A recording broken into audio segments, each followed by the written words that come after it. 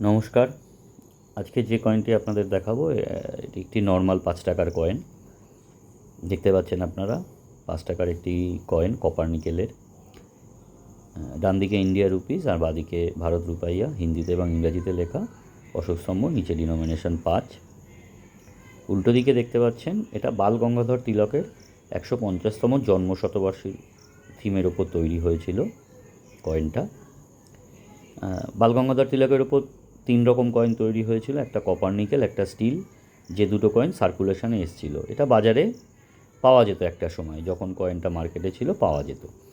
আর আরেকটা ভ্যারাইটি ছিল তিলক জি, সেটা রেয়ার কয়েন, সেটাও মার্কেটে পাওয়া যেত।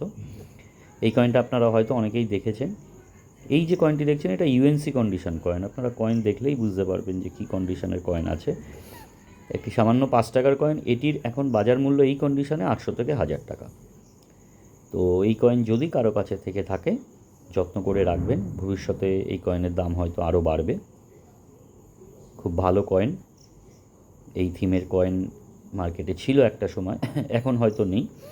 খুঁজলেও হয়তো পেতে পারেন, যারা পয়সা জমান বা শখ আছে তারা দেখবেন তাদের কাছে এই কয়েনটি আছে নাকি।